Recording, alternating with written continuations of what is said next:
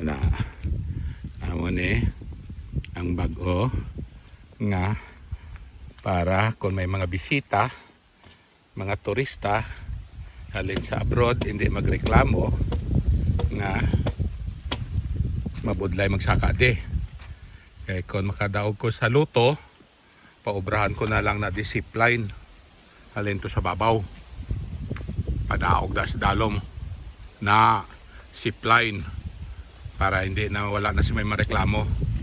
Pero for the meantime, kay Pordoy pata mantiniya lang anay kamo sinide.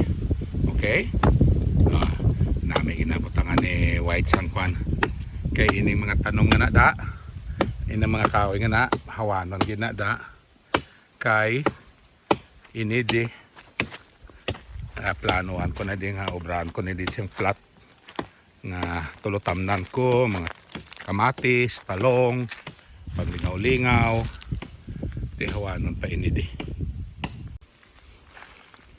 So amo na nang itsura ya. First time I came in here I think that was last month. Kagubatan na diri, gubat forest, kaladlok basi may matapakan ka nga manog.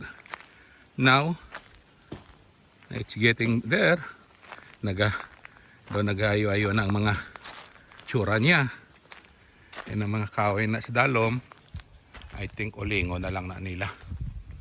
Okay, so that extra kwan kay this part here, dire ang inatodlo sa ako ni Jewel nga matanom kami di sang inada sang paho pakadto to sa babaw na inada dapo sa kilid rambutan.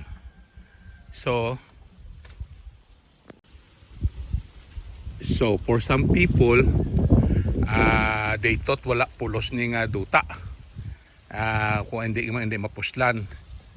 But you know what, kung malimpyuhan lang, mahawanan, this is the beauty. Okay, maistaran mo, you have a good view, makakuan ka na ina di siguro mga babaw na di mga lansunis, kung ano lang da, rambutan, tiari na di sa babaw, ginahawa na din nila ang para sa nagmay mo gali sila tolda di. Nanduan ako no kagabi na di sila katulog, tidalaan ko na lang na di sila. Pagbalik ko sang solar ko to nga suga, permi ko lang lipatan na amo na yung itsura niya. Ini mga kahoy nga ni mga ipil-ipil, tapso na lang ni kagimo na lang uling kung may kuan na yung pagsunog na nilang mga kuan. So the next step is to mabuho na kami karon para mabalaan ko kung pila ka kalamansi seedling ang akon orderon. Okay, na katod ini pero still the same, mapuslan ini nga duta.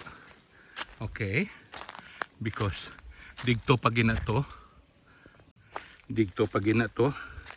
sa likod sang mga kahoy nga na ang dulunan or ang boundary ko or muhon.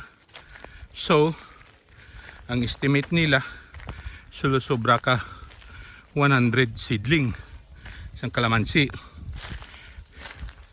and probably mga 50 ka seedling sang mangga na hasta pa na to sa babaw, way pa na tumawanan. Ito sila nagahawan pa. So pabilin ko lang ni ang mga Jimilina kag mga mahogany, the rest tapson. Okay, na sige pa sila hawan sa babaw.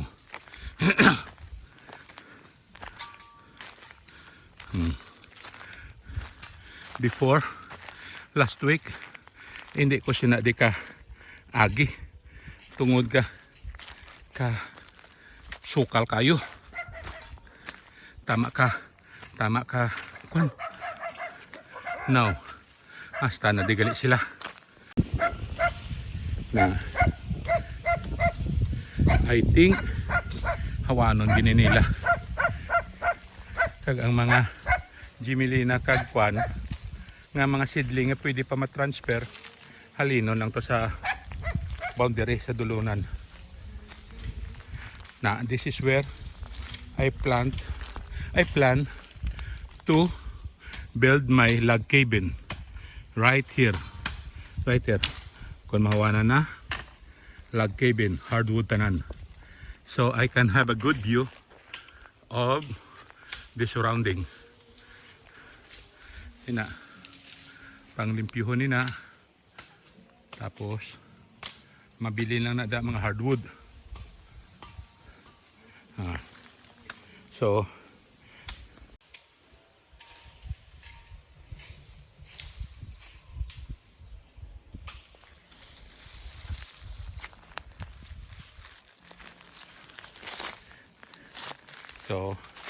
karon matapos kami ang mabuho kami para sa kalamansi. Ang pakuan ko silang spacing is 3 meter frontage, ang 2 meter sa column. So 3 by 2. Tama na na nga spacing.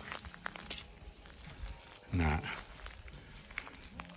So let's see. Ini nga puno ni ambot ano ni, tapso ni.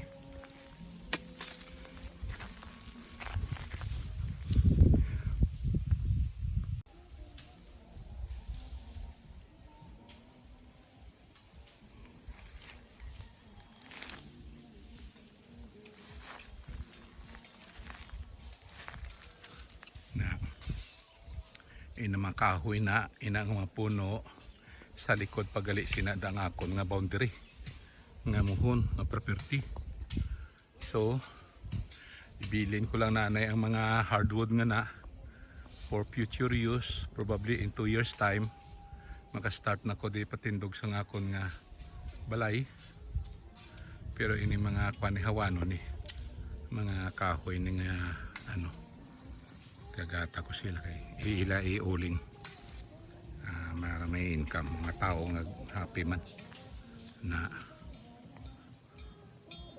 so, nagdami-dami na tsura ya first time pagkadto ko na to di do tupong ko kataas ang mga kwan mga hilamuon kag kwan kag mga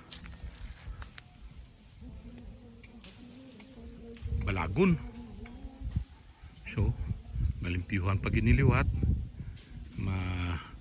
tanom lang anay ko in between intercropping like mga vegetable, string beans, pichay, cabbage, kung ano-ano lang da. Samtang kay ang kalamansi take at around 1 year mo kag mamunga ko no kag makarbis ka. So for the meantime wala pa man sang kwan in between time nan ko na sa mga vegetable. Okay, just for daily consumption. Kung may mga sobrang income hatag ko sa mga tao para happy man sila, may inom-inom sila tanduay. Okay,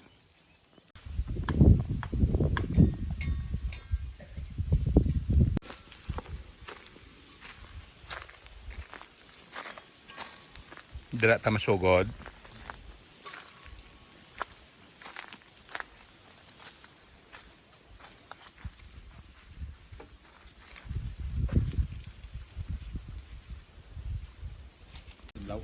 Oh, ato singin bugsukan mo to.